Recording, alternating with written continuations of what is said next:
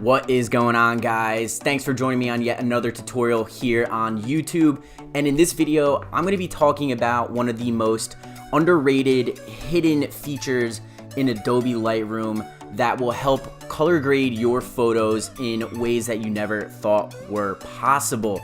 And that feature is the camera calibration tool located in the editing panels. Now, I think this is the most underused or underrated tool in Lightroom simply because A, it's hard to find, and B, people just don't know what it does and how it can change their image. So in this video, I'm going to show you where to find it, what it does, and how you can use it to honestly change the entire way your photos look when you're color grading them. You know, it's such a cool tool. I use it on every single one of my photos because there's so many different combinations you can do and use this feature that will give you a really nice cohesive feed on your Instagram.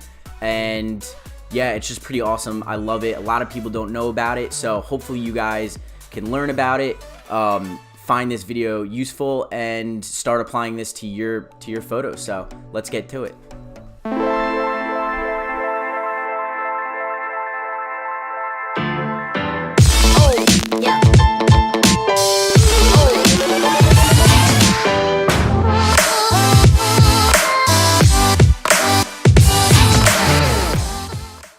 Alright, so first thing we're going to do is fire up Adobe Lightroom. I'm going to go ahead, and I already imported a photo for the sake of this tutorial. So I'm going to go over and hit develop to bring up our editing panels. And before I go to the calibration tool, the first thing I always do is correct the exposure, contrast, all of that before I actually start color grading an image, just because I want to make sure that the lighting is all good to go. But I think it's really important to say that there's actually no process you need to follow when editing a photo on Lightroom. You don't have to start at exposure, contrast, highlights, and hit all those panels in an exact order. It's really a combination of jumping back and forth in order to perfect the exact photo that you want. But for me, the first thing I always do is correct the lighting. So let's go ahead and do that really quick before I show you guys the calibration tool. I'm going to bring up the exposure here, bump up the contrast. Cool. All right, so I think this looks pretty good. You can see here I just warmed up the photo ever so slightly, increased contrast, exposure, drop the highlights and shadows a little bit. So let's get to the camera calibration tool.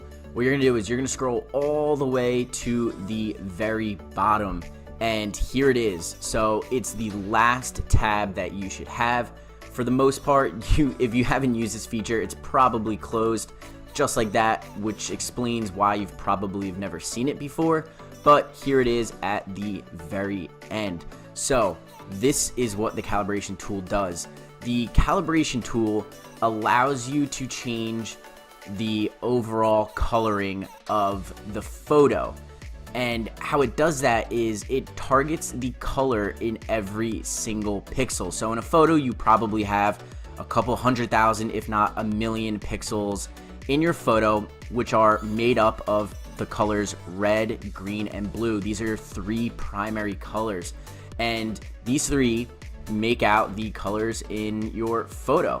So for example, in the water here, if you were to zoom in an X amount of times, you would see that there are red, green, and blue. However, blue is most prominent in the photo, so there's more blue pixels in this, but that doesn't mean you can't adjust the red, green pixels as well.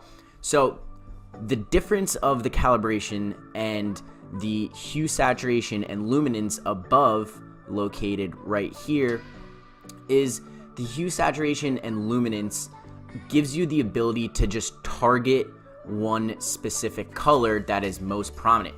So if I was to change, let's say, the Pepsi Cola sign, right, and I want to change it more towards orange, I can simply drag that over, and it doesn't affect any other color but red.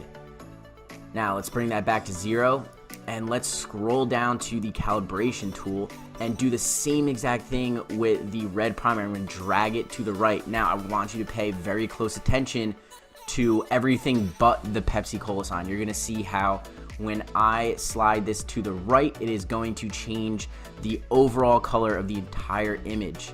And here we go. And look at that. So you could see that there was a lot more effects into the yellows here. These buildings change colors, even the blues change. It's very slight, but it did adjust more than just the red pixels in the Pepsi Cola sign.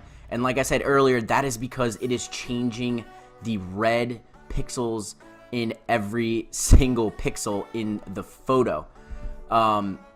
So let's bring that back to 0. And I'm going to show you the same thing with the blues. I'm going to go over to the blue primary.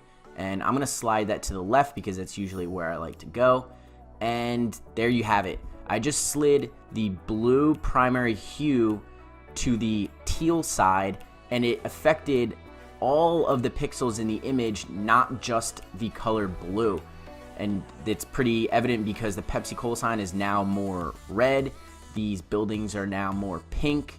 And it just, you can't do that with just the hue, saturation, and luminance. I'll go up and show you the same exact thing. If I was to change, let's bring this back to 0. If I was to change the blue hue and bring it to teal, it's only going to affect the color blue. And there you have it, completely different from the calibration. It made whatever this dark blue sky was into a teal. Did not affect the Pepsi Cola sign whatsoever. These buildings are still orange. They didn't turn red in any way. And that's just a huge key difference of calibration and hue, saturation, and luminance. Now, I'm going to scroll down to back to the calibration and show you guys all the different cool combinations you can do to change the overall color of your photo. Now, number one thing I like to do is I like to bring my reds to the right. Let's go about 60, and then I like to bring the blues to the left 60. And this is a pretty cool color combination. You know, I changed the Pepsi Cola sign more to an orange. These building colors are a little different. And once you kind of have your color editing or color grading base down, that's when you could start messing around with the saturation and pumping in more reds into it, just like this. Or you could pump more blue into it, or just simply desaturate the blues. And there's just so many different color combinations you can do, which is great. This is such a crucial tool. You can't do this with just the hue, saturation, and luminance. What I'm going to do is I'm going to save this image. I'm going to go ahead, make a carbon copy of this. And I'm going to reset this photo. Or I'm actually just going to reset the calibration.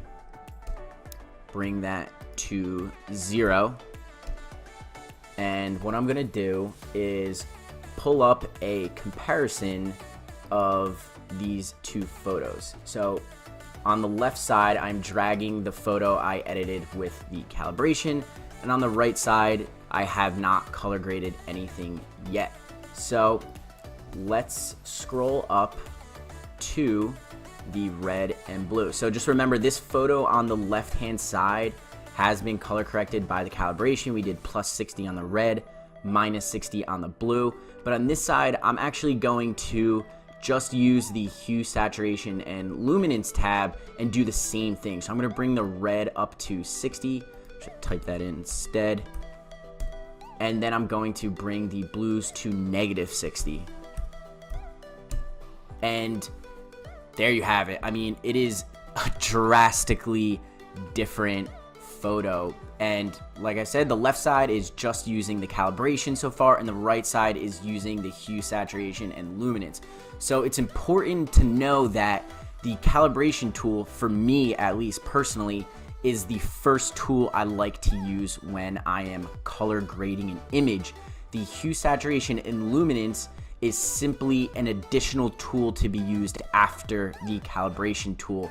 That way, when you have your base color grading down with the calibration, you can then go ahead and correct that even further with the hue, saturation, and luminance. So let's go back to the original photo here. I'm going to bring up just this one, and just to show you guys really quick, plus 60, minus 60 on the calibration. And once I have this set, I think this looks good. I'm going to go up to the hue, saturation, and luminance and then further edit my image. So if I want, I could bring these oranges back over to the red side. I could bring these blues even more teal, make them darker, make them more of like a purple hue, maybe pump up the blue saturation. And there's just so many cool color combinations you can do when you affect the camera calibration tools. So what I'm gonna do, reset all of these colors, and I'm just gonna mess around with the different calibration settings that you can do. And here we go. I'm gonna bring this down to 0, and this is where it gets pretty crazy. Red, green, blue are your primary colors, like I said, that make up your pixels. So when you change them and mix some crazy colors together, you get some pretty wild results. I'm gonna bring this red to the left and make it a purple. Maybe bring the green to the right. Let's go blue to the left, and I'll just pump up the saturation in these and just get pretty wild and show you guys just how crazy you can alter an image with the calibration. Say if you happen to like this particular edit and color grade, that's when you can just go up and start messing with these colors even further. Maybe drop the magenta or purple or reds, whatever color it's picking up, the blues. You know, you could just, there's so many different color combinations you can do with this. I'm just gonna reset this one last time and show you guys what I like in my final image. Why is this not, oh, okay, gotta scroll down, bring this back to 0. And personally for me, I actually never touch the green primary colors. I usually just mess with the reds and blues. And for this particular photo, what I would do is, I think I said this earlier, I would bring the red hues to the right, bring the blue primaries to the left, and kind of just mess around with these oranges, maybe drop the blues a little bit, and that looks just kind of cool to me. You know, it's something different. But if you apply the same pattern in the calibration to all your photos, it really helps make your Instagram feed extremely cohesive. So like this photo, for example, I always bring my reds to the right and I always bring my blues to the left. And that way, when you see all my photos, I kind of have the same orange and teal or dark blue, washed out blue look. And that's all done because of the calibration.